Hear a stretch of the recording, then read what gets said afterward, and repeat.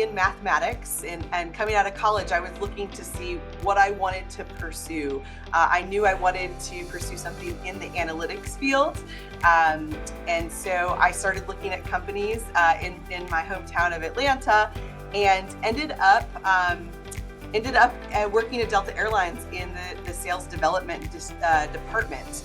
And I started this journey and happened to join Delta in the class right out of Delta emerging from bankruptcy. And I had an excellent opportunity to kind of see the merger between Delta Airlines and Northwest, and happened my way into technology development, which is really what I ended up falling in love with. So as working as a program manager in the technology team, I started to look around at leaders that I admired in the company and decided that was really something that I wanted to do. So I jumped at the chance when offered a leadership position, and decided to go back to college to get my MBA while I was working, to kind of continue to learn about what it looks like to lead in the business field.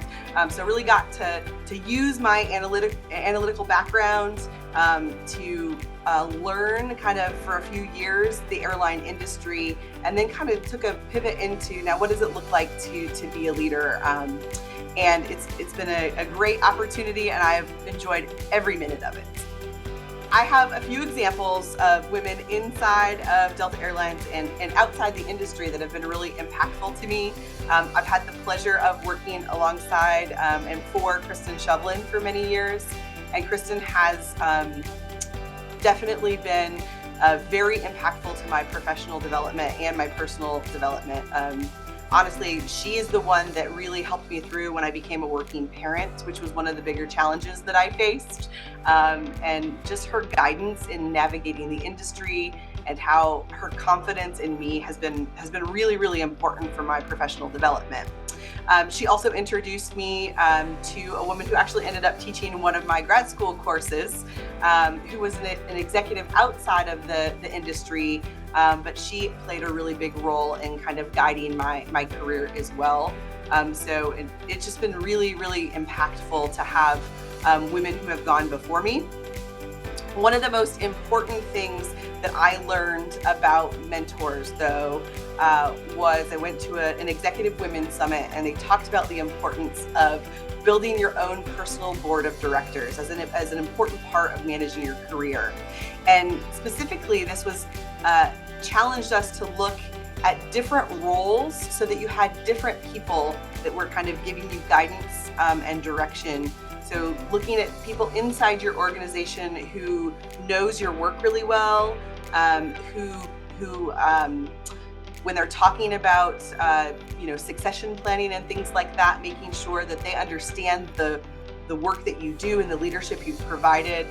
Also, another really important role is having a good friend at work, so that you're able to get feedback on a personal level, and share that feedback to kind of help understand, they know you in a different way, so they're able to speak into certain situations in a different way than maybe someone you work for.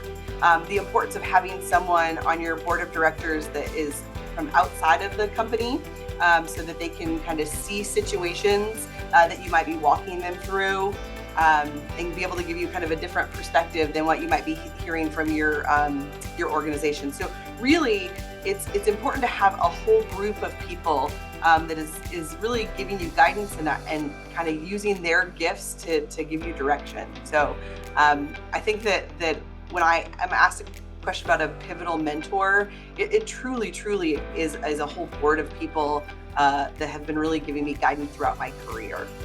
I think women have a tendency to be less likely to take a risk, and I think that can sometimes be challenging because you have to be willing to take risks to take on new positions in leadership.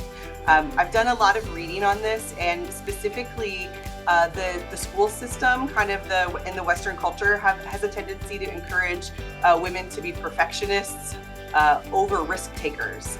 There's a lot of studies in school where girls outperform their male counterparts all the way through college, and then this just kind of flips when it comes into the workplace.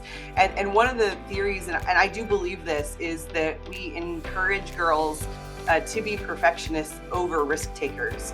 So one of the things that I try to do when I mentor women in the workplace is to make sure that they know the importance of having confidence and being willing to take risks. Another barrier that I see oftentimes is when women enter, or when women end up having children. We often see a lot of women drop out of the workplace or take time off. And so one of the things that I think I try to do to just encourage working parents in general is to realize it is that you can do this. And it is a challenge, and it's important to learn from people who have gone before you. I spent the first several years of being a working parent trying to figure out how I was going to be the perfect mom and how I was going to be the perfect leader. And the reality is that I just needed to be me. I needed to be the mom that I am, and I needed to be the leader that I am.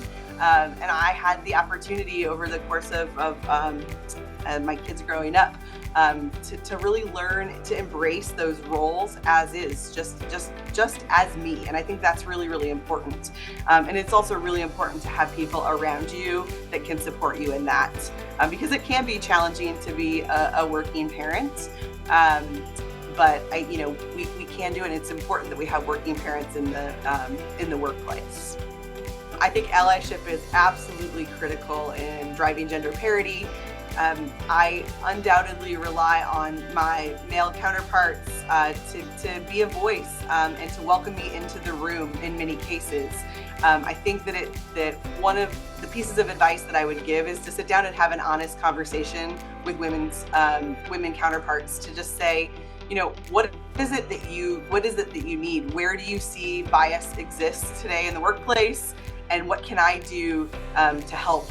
Because I do think that it requires peers, it requires people above us to really be aware of what bias might be. We all have implicit biases, and so I think it's important to be aware of where that might be happening in the workplace. So I've had some really great conversations with some of my male allies at Delta to specifically say, hey, here's an example of a time where you could come in and really help advocate for me. An example of this, there were several years where I would co-present. I'd be leading the technology, and I had a counterpart that was leading the strategy, and we would go and co-present at meetings. And there would be times where I would be leading the presentation, and the audience would specifically ask my male counterpart the question. And I said, here's an example of redirecting that question to me could be a great way to kind of reaffirm and establish my place of leadership within this conversation. So I think that there's a lot of things that you can do by listening to the women that you're working with, and also really looking for opportunities to bring them in and bring them to the table. First and foremost, coming in and being confident in who you are is critically important. You have a lot of past experiences that are going to be really important. It's important to be very confident in what you bring to the table. Secondarily, I think it's important for you to be willing to take a risk. Try something that might be different, because you are going to learn so much through those experiences. Don't hesitate to apply for that job that you may not have all of the exact qualifications for, because the reality is oftentimes that's just a way to enter an interview process, right? And you don't have to meet all of the qualifications. So make sure that you're stepping in and giving it a shot. And I think that's really important.